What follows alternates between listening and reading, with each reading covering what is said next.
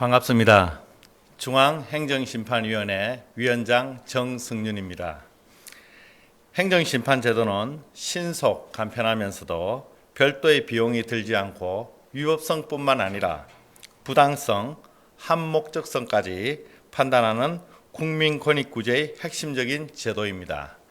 그간 저희 중앙행정심판위원회는 행정심판의 이행령을 강화하는 간접강제제도, 사회적 약자의 권리구제 기회를 확대하는 국선대리인제도, 원만한 갈등 해결을 위한 조정제도 도입 등 국민의 권리구제를 강화하기 위한 제도 개선 노력을 지속해 왔습니다.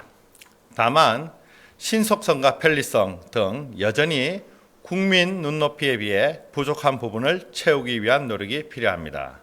이에 정부는 여러 기관에 흩어져 있는 행정심판위원회를 통합하기 위한 원스톱 행정심판 서비스 시스템 구축이라는 국정과제를 추진하고 있습니다. 그럼 지금부터 국정과제 원스톱 행정심판 서비스 시스템 구축의 일환으로 행정심판의 실효성과 신속성을 높이기 위한 두 가지 제도 개선 사항을 말씀드리겠습니다.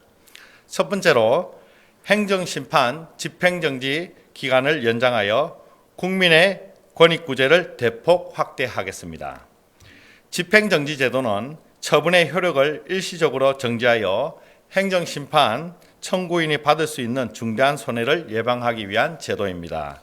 다만 집행정지 결정을 받았더라도 본안이 기각되면 집행정지의 효력이 종료되고 처분의 효력은 다시 살아나게 됩니다. 따라서 행정소송을 제기하기 전에 이미 처분의 효력이나 집행이 완료되는 등 소송을 통해 권리구제가 어렵고 되돌릴 수 없는 손해가 발생하는 경우가 있었습니다. 예를 들면 영업정지 처분을 받은 요양병원이 행정심판에서 집행정지 결정을 받았더라도 본안이 기각되면 업무정지 처분의 효력이 즉시 발생하여 업무를 정지해야 합니다. 이 경우 행정소송을 제기하더라도 곧바로 법원의 집행정지 결정을 받지 않는 이상 상당수 입원 환자 등을 즉시 다른 병원에 분산 배치해야 합니다. 이러한 손해는 법원의 집행정지 결정을 받기 전에 이미 발생하여 최종적으로 행정소송에서 승소하더라도 구제받기 어려웠습니다. 이에 저희 중앙행정심판위원회는 집행정지의 효력을 재결일까지 해서 재결일로부터 30일까지로 연장하겠습니다.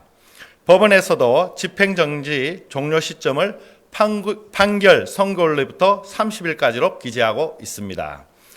국민의 편의를 위해 현재 저희 중앙행정심판위원회에서 집행정지 결정을 받고 아직 본안 판단을 받지 않은 사건에 대해서도 별도의 신청 없이 즉시 연장하겠습니다. 행정심판과 행정소송 사이에서 발생할 수 있는 국민의 권리 구제의 빈틈을 획기적으로 줄일 것으로 예상됩니다. 두 번째로 신속한 행정심판을 위해 청구서 접수 처리 시스템을 개선하겠습니다. 행정심판의 피청구인이 된 처분청은 10일 이내에 행정심판위원회로 답변서를 제출해야 합니다. 그러나 2022년 기준으로 5건 중 1건이 기간 내에 답변서가 도달하지 못하여 처리 기간이 길어지고 국민의 권리 구제가 지체되었습니다.